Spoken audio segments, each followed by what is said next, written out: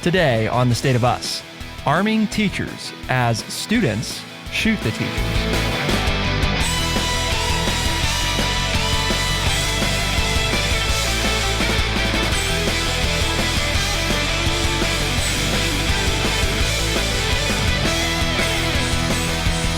Welcome to The State of Us. I'm your host, Justin T. Weller, joined today by the one and only, your friendly redneck liberal and the senior resident historian here at True Chat, Mr. Lance Jackson.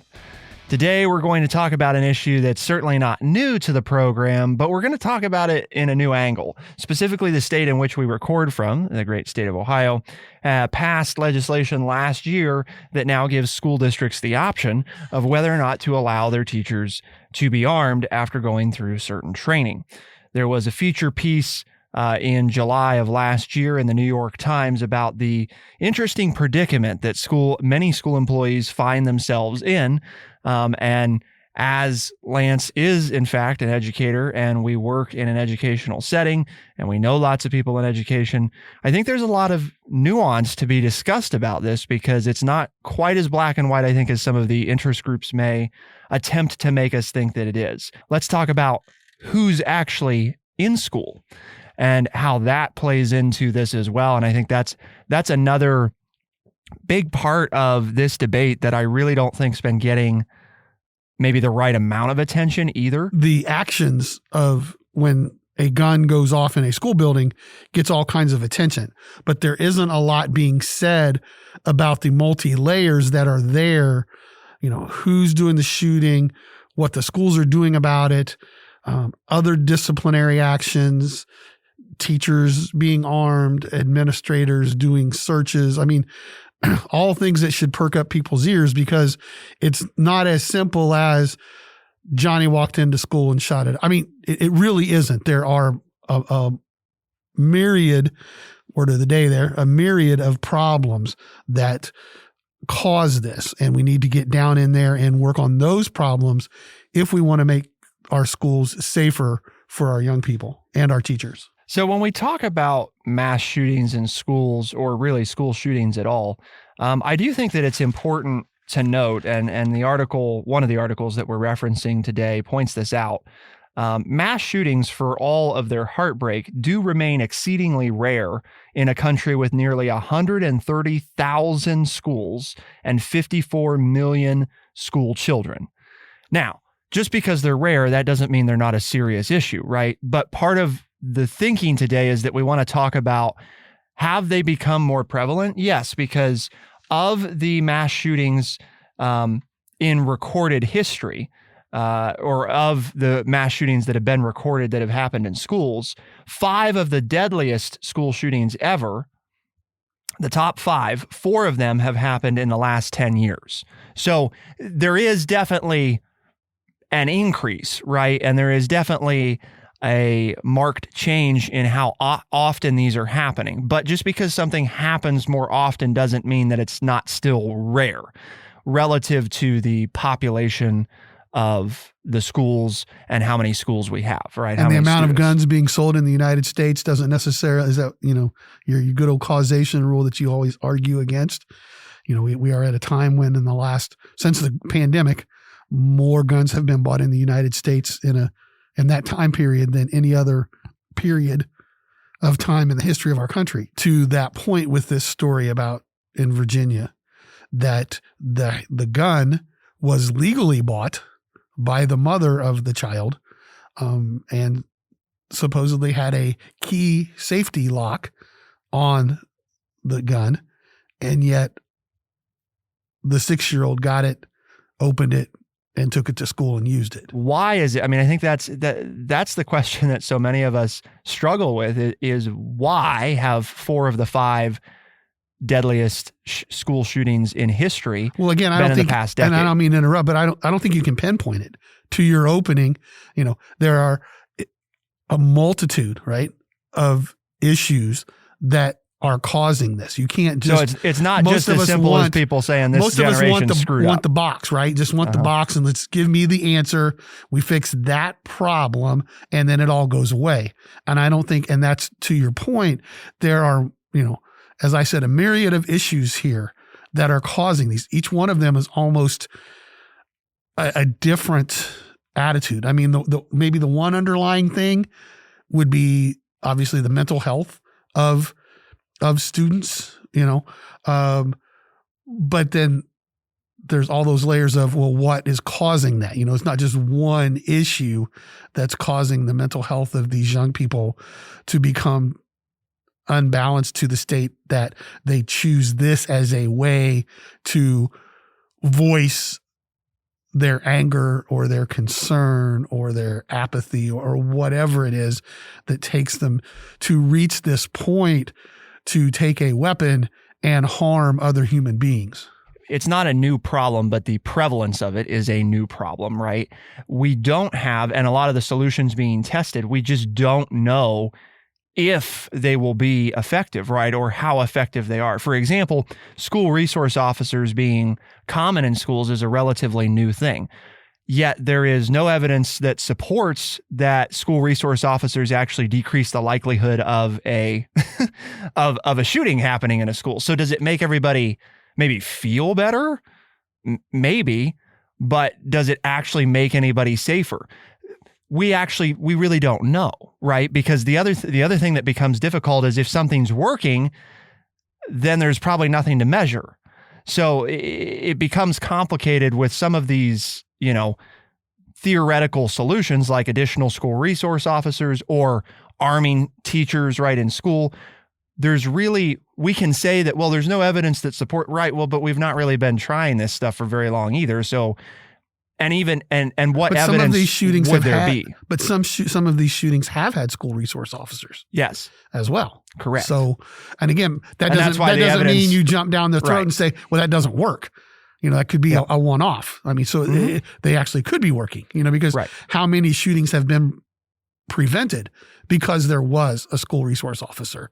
Like when I was traveling just last fall, I stayed at a hotel next to a school, and the school resource officer was standing outside and was meeting students who were driving to school.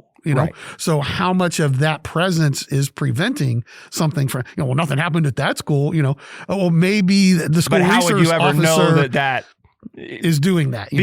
Because where they're placed, the people that making a difference. The people that might do it think or maybe hesitate, right? And we talk about, and I mean, the article actually points out time is a huge component.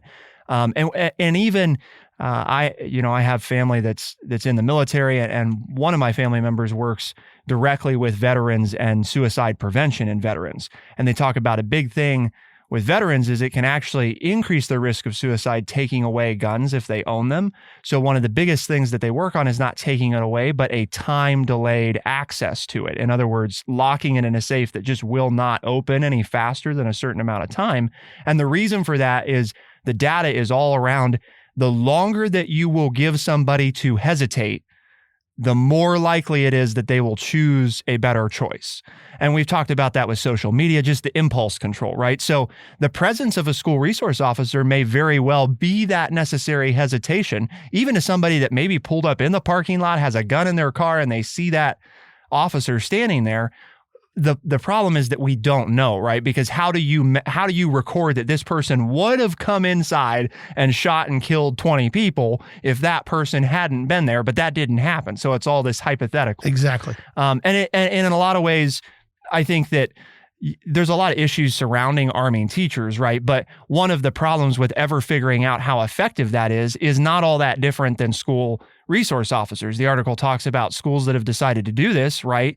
Place signs on their campus that let you know, teachers in this school are armed. We're not going to tell you which ones, but they have guns. So does that have a deterrence? I'm sure that it does. How effective is that deterrence, right? Same thing with the school resource officer. We really don't know how effective or not effective it is. Right. The first time that one of these teachers has their gun taken from them, when either they're in the room or not in the room by a student, and the student uses that gun owned by the teacher, that doesn't necessarily mean that it hasn't stopped school shootings in the past, just because that's what will happen. The outrage will come that, oh my gosh, that student didn't even have a gun. They got the gun from the teacher. If you didn't If the teacher didn't have a gun, then therefore there wouldn't have been a school shooting. So now we have to get the guns out of school. That's not necessarily true either. And everybody's going to and is jumping to all these conclusions. And the problem is much deeper than that. At least that's our take on it as we continue to talk about it. Yeah, I think when people try to simplify it, part of what happens is in a complicated situation like this, you end up with half-baked kind of symptom treating things that we all hope fix it. And really none of these things will ever fix it. They might make it better, but they're not really a fix. And that goes, by the way, I'm talking about, here, school resource officers, better school security, arming teachers. I don't think Lance or I are necessarily saying we shouldn't do some of those things, and we're going to talk more about a few of those things here in a minute. But none of those things, to be clear, none of those things are going to fix any of the underlying problems, because that's not what any of them are intended to do. And it's not meaning that those are bad things to do, right? It's just saying that they're not designed to fix the root of the problem. They're merely designed to lessen the severity of a bad situation. We don't know with most of those things how effective they are. So really debating the nuance of the theoretical possibility that one's better than the other, I don't know how beneficial that truly is. Maybe we need to spend some more time talking about what do we want to, why is this occurring like it's occurring, and is there anything that can be done about that? So that is what we're going to talk about. Keep it here on The State of Us. We'll be right back.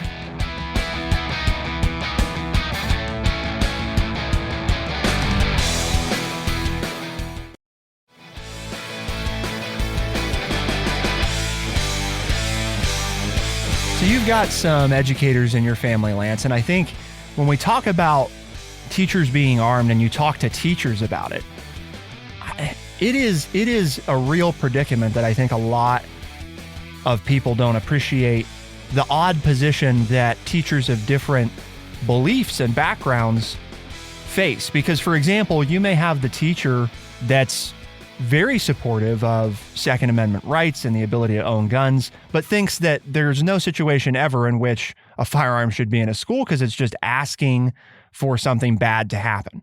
On the other hand, you may have those that are in favor of more restrictive gun laws, right?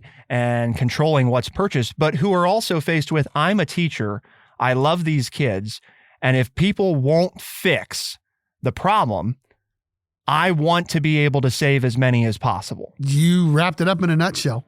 What do you do with that though? It becomes a school decision because the school district has to vote, the school board has to vote on whether or not to allow you to do that, number one, unless you're going to violate the law. Once that happens, then that's when that conundrum comes in. I'm a believer in the Second Amendment, but I don't own any guns. I don't want to own a gun because I've seen how many horrible things happen, like you said, because somebody gets mad or gets very depressed and they have access to a gun and negative things happen. But there are people in my family who, when their child turns of legal age, they give them a .22 rifle and take them deer hunting. But they teach gun safety. They're locked. They're away. They were in my family all the time. When I walked into my aunt and uncle's home, he had his rifle case right there in the living room and they were all there, but it was always under lock and key. And but he would go out and hunt. He hunted all kinds of different things and provided for his family. So I see the need. I understand the rights that people have. But in a school setting, it was never right for me. And I taught with going back to Columbine and the young man, the school shooter in Arkansas who rang the fire bell and had the kids file out for a fire drill and then picked them off with his grandfather's long range rifle. But to your point, my youngest child is a school teacher, and after Uvalde, she called me and she said, "Dad, I never wanted to have a gun, but now I want to protect my little ones. And if that means I have to carry a gun to do it, then I will do that because it is my job to protect them as much as possible. What has changed, right? Why have 4 of the 5 worst school shootings happened in the past 10 years? Right. Why? I mean, is it that there's more guns? Is it that children are more disturbed? Is it a legislative? I mean, what is happening? And I guess as a preface to this, for those that haven't heard about the shooting in a Virginia school, there was a 3-hour school board meeting dedicated solely to public comment. This was in Newport News, Virginia. Teachers and parents said students who assaulted classmates and staff were routinely allowed to stay in the classroom with few consequences. They said the shooting of the teacher could have been prevented if not for a toxic environment in which teachers' concerns are systematically ignored or simply not addressed. Quote, every day in every one of our schools, teachers, students, and other staff members are being hurt, high school librarian Nicole Cook told the board. Quote, every day they're hit, they're bitten, they're beaten, and they're allowed to stay so that our numbers look good. Talking about the students. Right. Because the students are allowed to stay because, and the article goes on to talk about how administrators are afraid of parents becoming upset. And also when she said, when the librarian said, well, it's to make our schools look good, you're rated on a state report card with your attendance. And so if you start to expel kids, that raises red flags or suspend them or whatever you do with them. And impacts their funding. It impacts their funding. Right. It sends red flags to the state education department and you get investigated and your funding can be dropped, can be negated. And all of a sudden, well, we need every dollar we can get. And then there's this big push that we are going to open up classrooms and make students available in the least restricted environment. Okay. Meaning what does that mean for people that don't know? Well, it means that a student's struggling and they get a specialized plan. Right. But we want to put them into the mainstream as much as possible. So we don't want to isolate them. Exactly. But previously, I mean, post the past decade or so, right, the practice or the belief was that what you do is separate them into a specialized learning environment, right, rather than specialize the learning that takes place amongst a regular environment. Is that right? That's for people that don't know the right. Because I think a lot of people, Lance, they don't know this. Well, they don't know that the understanding was that if you isolate them, then they're not being exposed to the general population. Then they're not picking up things socially, and also as part of their learning of the topic if they're not exposed to it. Like if you, for example, there is a special unit in my daughter's school as a high school, but she brings that unit into her choir class.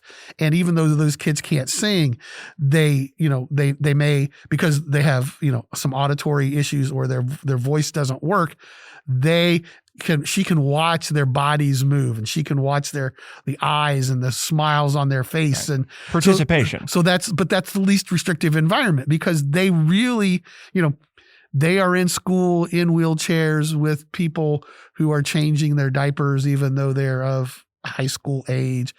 But they come into choir class because they get exposed to the music and they get exposed to other high school students. And those high school students, the general population, then get exposed to those kinds of people. So hopefully it makes them more caring individuals and understanding how lucky they are. And so it's a win-win situation. And that's the school of thought to a least restricted environment, that it's a win-win. Which all of that, I mean, because you're listening and you're probably like, well, it makes sense, right? It sounds like, which is, of course, people didn't do this because they're like, oh, this is dumb. They did it because it's like, well, if we do this, this will improve this thing. The question becomes, and I say question because I think the reality is, at least we haven't been able to find any research yet that indicates otherwise. This coupled with, right, the decline of removing students who perpetrate dangerous things, right? The least restrictive environment, students who are being kept in school as a matter of policy to maintain funding, right? Schools that are therefore have more students, a higher percentage, right, of students present who require more attention, but staffing hasn't changed. So one of the things that comes to mind, like with our local school district, right, what I'm talking about there is, okay, you've kept the 10% of the most troubled kids here. And when I say troubled, I'm not referring to students necessarily with like just general learning disabilities. I'm talking to students like with some kind of mental health challenge, right? Or anger problems, or the exceptional ones that we have seen have a possibility of being violent, right?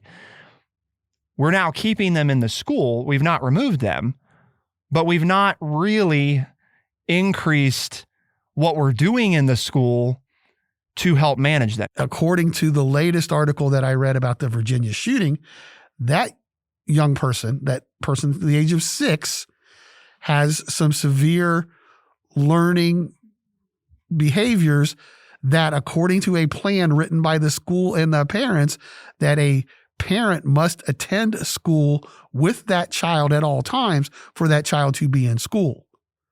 And parents were there except for the week that led up to the shooting. So to your point, the proper school personnel write the report with the parents. Everybody's in agreement. But then, like with everything else, something happens and the parent can't attend, but the child is still coming to school, and the administration doesn't want to send them home because they might lose some money or make the parent mad. And then the student's individual learning plan is not being followed. Is that what led? I don't know. I'm not there, but that's one of the questions. Begs the question. And your point, well, why didn't somebody in the school come in and sit with them in place of the parent? There aren't enough people employed by the school. Who are you going to get to do that? Because there aren't enough dollars available.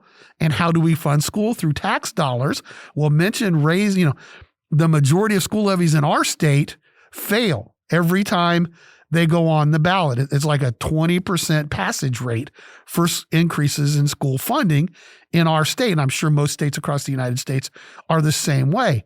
So we want something done about the problem, but we don't have We've not even agreed on what but what it is. What is it that we want to accomplish? I mean, it's easy to say a huge part of this is a mental health problem. Okay. What do we do about that? So let's talk about what are a few of the other underlying things that we don't have answers to, and then where do we go from here? Keep it here on The State of Us. We'll be right back.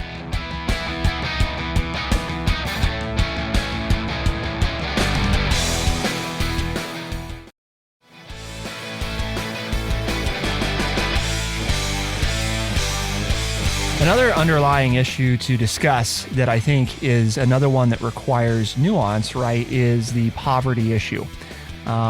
You don't want to say that because people are poor, they are violent, right, or that they become violent because of that, or that because they're in poverty, they therefore, are statistically more likely to create this. That's a correlation causation thing that we have to be very careful about. Is it because they're in poverty that they do these things, or is it because there is poverty and a lack of access to available resources and a lack of access to support systems that then you become in this situation, right? It's not the I am poor therefore, right? It's I don't have access to the same opportunities that other people have access to, that the same resources other people have access to. And even my day-to-day concerns are not the same as other people's. For example, they don't have a mattress to sleep on when they go home. There's no food in the cabinet, right? And yet they go to school, and the majority of the students they're in class with have their own bedroom, their own bed, and multiple choices of food to eat when they go home. And that doesn't mean, I guess, to be clear, right? That doesn't mean that I'm hungry, so I'm going to shoot somebody.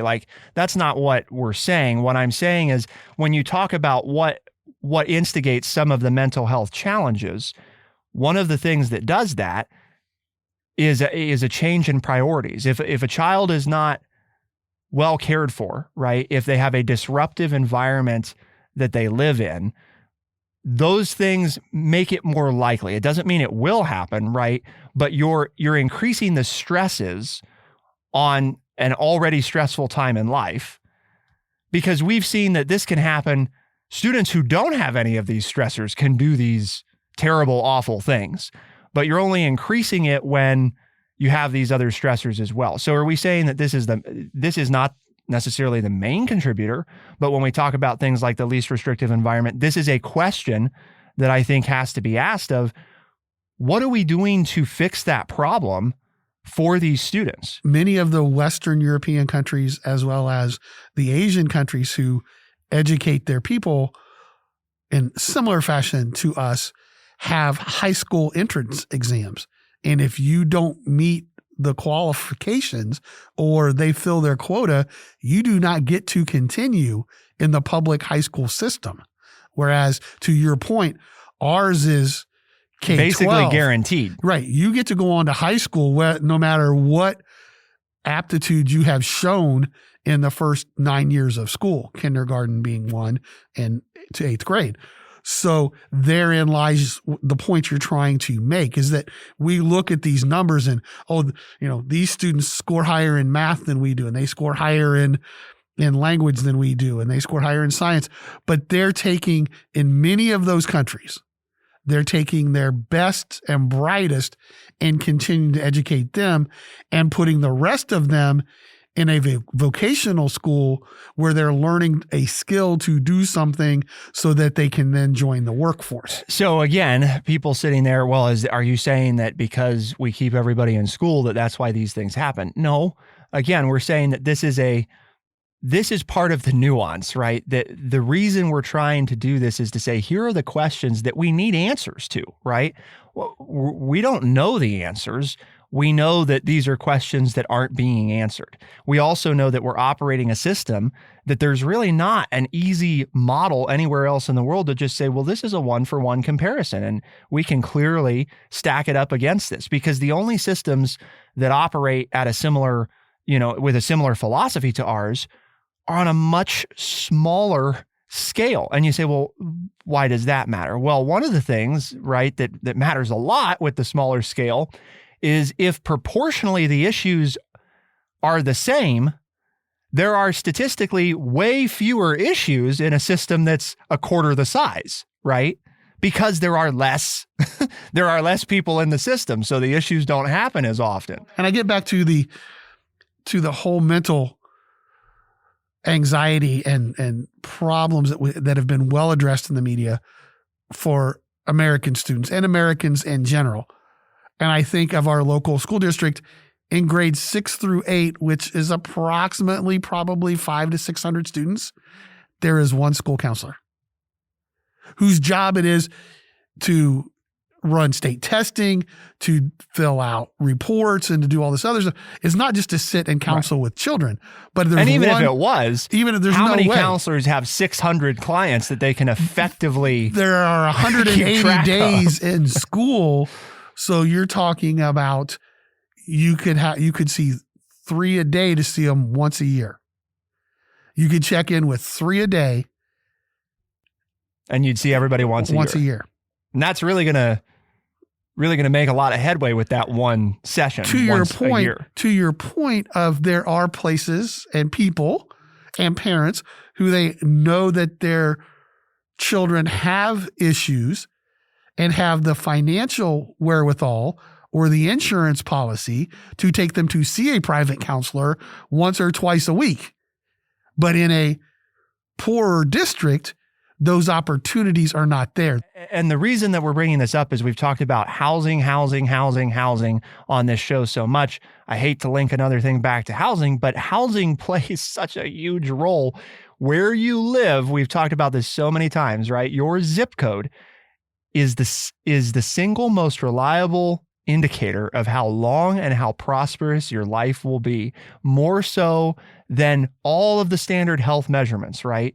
More so than your blood sugar, your heart health. Like, you look at any of those things, your zip code is more accurate in predicting that. And what that tells us is that even though we've attempted to do a better job, we've not fixed this greater societal issue of we have lumped problems in areas, and then we wonder why, things aren't getting better. We have terribly underfunded places that have a much higher proportion of problems. How are they supposed to address the problems with the same resources that a place that has half the problems is addressing? It's not realistic to expect these things to be solved when you have such a systemic issue throughout the education system in terms of current organization, priorities in terms of what we're teaching, and an agreement on even what the end goal is. Because I think that's the other thing that's become murky in recent years is, if you had polled people maybe 3 or 4 decades ago, the answer would have been, I think, that for the most part, we want our public school children at the end of 12th grade to be ready to enter college if that's what they wish to do. Now it's become less clear that that's sort of the single agreed upon goal. And we've also increased the level of requirements in our traditional subjects that students need to meet, decreased the overall amount of electives being offered in public school. And so what have you done? You've actually narrowed the box in a time when we've talked about wanting to widen the box. And tighten the funding and tied it to whether or not they're showing up. Right. And so if they do act out and they're in trouble, and whereas 50 years ago, they might have been kicked out of school, which didn't solve the problem. Because then it made it so we don't know where, because maybe they get arrested, they get put in prison, or they're homeless or whatever, but they're not in the school, so we don't know what's going on with them. So we don't care. Now we say they need to stay in school, so we've done everything we can not to, and in some cases, not to kick them out of school. And there are some cases where if a student has a certain learning issue, you're not allowed to kick them out of school. Their individual learning plan says they have this problem. So therefore, no matter how they act out, you must still provide a place for them in school until they turn 18. Whereas if that student didn't have a plan and did some of these actions, then you can suspend them and expel them and take these disciplinary actions. There are students who are protected by law who don't. And again, I'm not saying that's wrong. I'm saying it's different than we used to do it. What we've done was good, but is it time to look at the fact that maybe we created other issues because of that? And that happens in everything, right? If you speed up the assembly line, you maybe have more injuries to your workers. You produce more product, your company makes more money, but you have more injuries on the job. That's all we're saying here. We're not saying it's bad, but maybe we need to stop and take a look and say, have some of these things that we've done to open up education to more people then led to this problem that we're now facing? Well, and opening it up to more people, right, and or keeping people in the system longer, those may be good theories, but you have to be prepared to provide the resources to deliver on those theories. And I think that's a big thing, hopefully, that people can take away from today's show is we're not, in many cases, we've changed the philosophy, but we've not really done anything to change the delivery of our action items. Well, we're going to change our thinking on this. Okay, well, great. We changed our thinking. What did we do to provide the additional resources? Well, we didn't do anything. Well, so, I mean, of course there's going to be problems, right? Of course. What problems are they? Well, I guess we wait and see, right? And now we're starting to see what some of them are. This, can we say this is the thing that causes more school shootings? No, but does social media, access to resources, the least restrictive environment, limited school funding, do all of those things play in to a mental health crisis that we clearly don't have the resources to manage? I would say yes. I think just anecdotally from what we see day in and day out. And what is the answer? Well, one of the answers is getting students access to those resources. And that doesn't necessarily mean during the school day either. I think seeing the value of after-school programs and the research that we do have that tell us about statistically how much less likely a student becomes to engage in risky behaviors and how much more likely it is that their in-classroom behavior improves. 1 in 2 students who participate in after-school programs recognized by the After School Alliance, so 50%, improve their in-classroom behavior regardless of what program they participate in. And those rates go up with more specifically designed programming. But just getting kids into programs outside of school, right?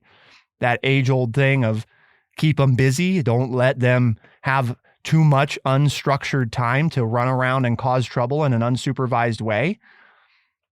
The more likely they are to be mentally and physically stable, healthy, and happy, which means they're more likely to, 1, not have the mental health problem in the first place, and 2, if they do have it, it's more likely that 1, somebody will notice, and 2, they will know where to go to get help. They will feel like they can get help. So when we talk about solutions, I hate to leave the show with nothing, but I think that is, in my mind, that's something that we could be doing today. We have funding. Lance and I have talked a lot about this across multiple existing government agencies that per person impacted is terribly underutilized. And if more of that funding and more of those nonprofit resources were coordinated and brought together, you would probably find that you have a lot of the money already, right, to deliver more effective programming. But it's so fragmented, it's so separated, it's so broken up and different from county to county, from state to state, that there's not a lot of hope of that because you have a lot of good people trying to do stuff, but they're all operating in these silos and they're all picking away at a singular problem. And then the few institutions like the one that we work at that's really kind of basically taking the whole ball of wax is so grossly underfunded that the end result, you can't expect miracles of fixing it all. Are you going to help some? Sure. But are there going to be tons that you have to choose not to help simply because of a lack of funding? Yes. So it's not like there aren't levers, I guess, in place for us to pull, but we have to pull some of the ones that we know right now today work. And then we have to get serious about getting answers to all these questions I think that Lance and I have been asking. I would agree. So why are we here, Lance? What do we... Well, because the company we work for, True Chat, has a mission, and that mission is to educate people by providing honest, open, and respectful conversations. And hopefully you've enjoyed today's show and you share it with family and friends, and they say, well, that's something I'd like to listen to. Tell them as a podcast. They can find us on Spotify, Overcast, Stitcher, Apple Podcasts, and everywhere podcasts are found. The State of Us releases new episodes Tuesdays and Thursdays. Those same episodes can be heard on the weekends on AM and FM radio stations. So you can listen to the podcast Tuesdays and Thursdays. You can listen again on the weekends and even pick up an extra episode if you listen on radio. So a lot of different ways to tune in, including all the ones that Lance mentioned. For the State of Us, I'm Justin T. Weller. I'm Lance Jackson. Special thanks to producer Bradley Butch. Thank you all, our audience, for tuning in. We'll see you next time. Be the change.